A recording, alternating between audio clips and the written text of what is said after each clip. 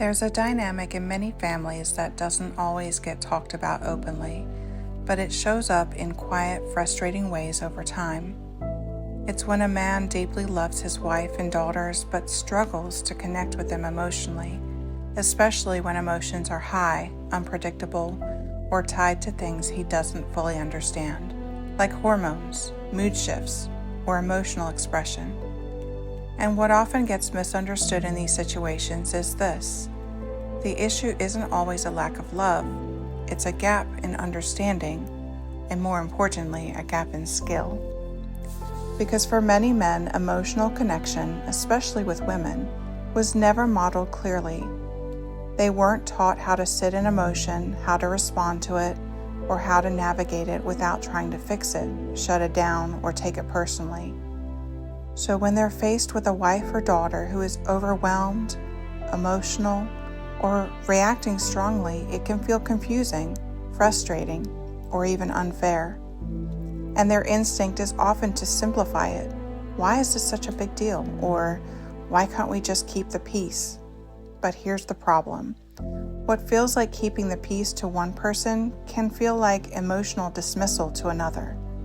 When emotions are minimized instead of understood, the connection doesn't stabilize, it weakens.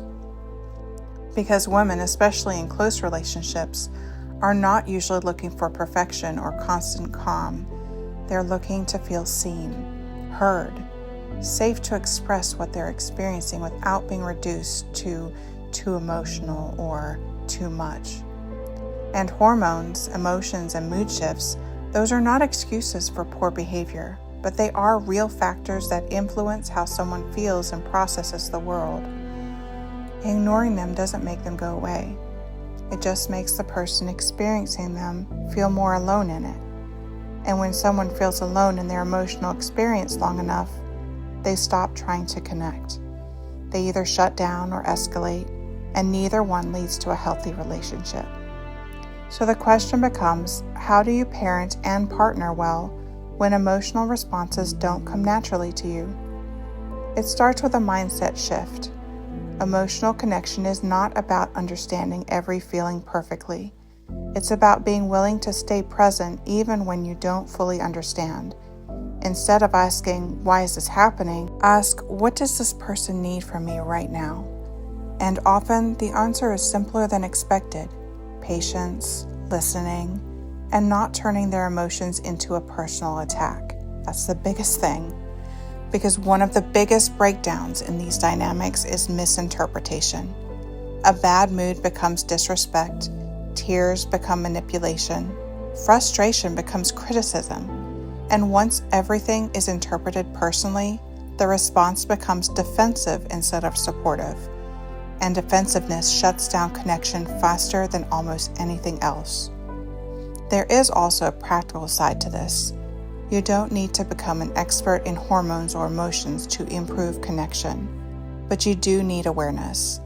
Recognizing patterns, noticing timing, understanding that there are moments when emotions are heightened and choosing not to escalate during those moments, that alone can change the tone of an entire household.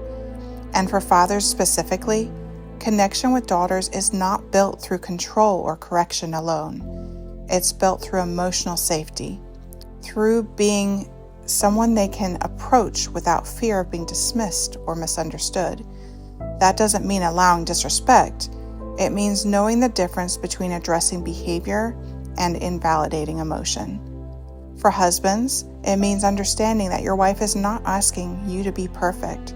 She's asking you to be present, to not withdraw when things feel complicated, to not reduce her emotional experience to something that needs to be fixed or silenced, but to stand in it with her long enough that she doesn't feel alone in it.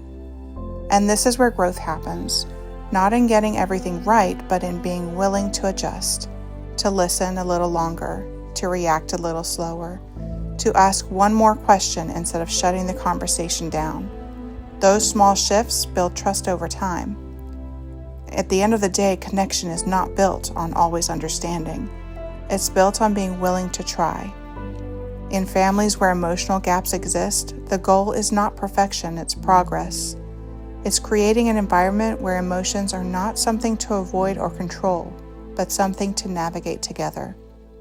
And maybe the most important takeaway is this: when someone you love is emotional, the moment is not asking you to solve them, it's asking you to meet them.